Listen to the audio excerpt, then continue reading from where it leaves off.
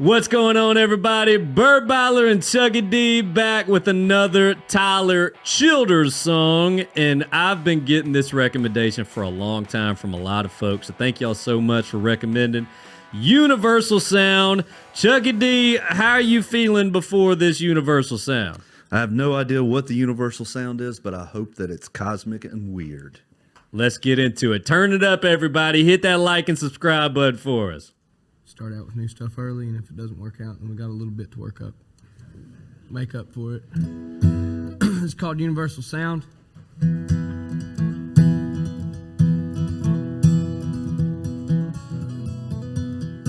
Boy loves hammering.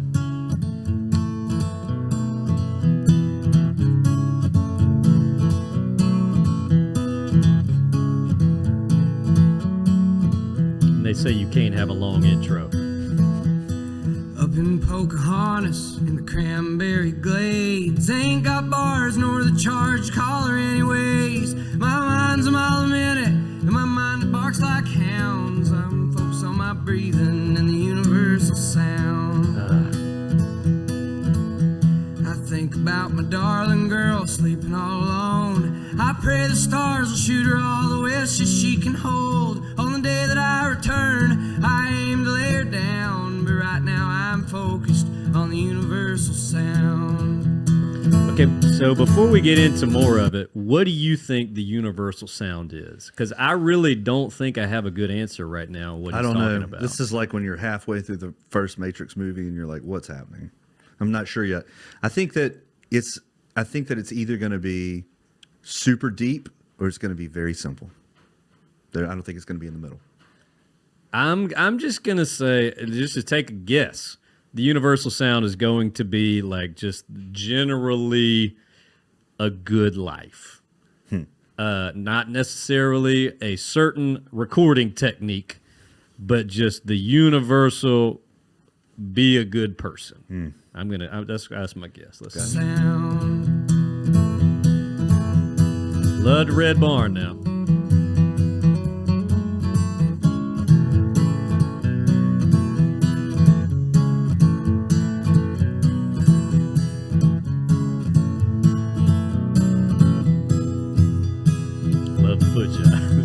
I think about tobacco juice and mason jars of shine. I think about the vices I've let take me over time. I recall when I was a baby, I didn't need nothing around but a little bitty rattler and the universal sound. I'm so intrigued. I closed my eyes, it was all so clear. It was all right then, it was all right here. I've been up on the mountain and I've seen his wondrous grace. I've sat there on a bar stool and I've looked him in the face. He seemed a little haggard, but it did not slow him down. He was humming to the neon of the universal sound. Oh, let's talk about a lyric. He was humming to the neon of a universal sound. Now, Chuck, I feel like that might be your new life motto. Have you hummed to the neon of the universal sound before? You ever hum to the neon of a universal sound in the pale moonlight? I mean, just bring them all in there, right? Man, it's like again, he's not dropped any specific understanding of what his metaphor is here, but I'm starting to feel like it's this feeling of comfort or this feeling of familiarity, or that feeling sometimes we have when a smell or a sound or a song reminds us of childhood, of youthful comfort, of like carefree. But it also sounds very existential and maybe even talking about mortality here. It's interesting. Yeah, we talked about it when we interviewed Arlo McKinley, name drop.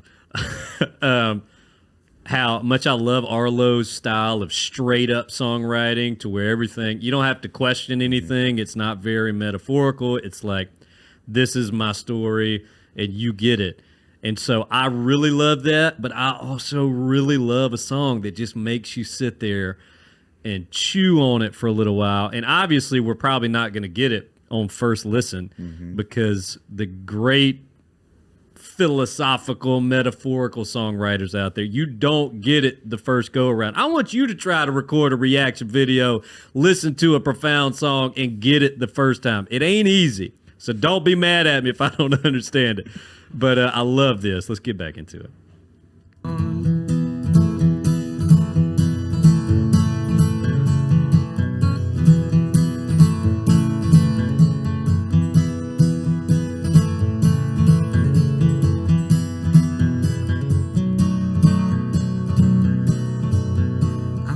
On my breathing and the universal sound, I let it take me over from the toenails to the crown of the body that I'm in, till they put me in the ground, and I return to the chorus of the universal sound. Oh, that's a lyric. What a lyric.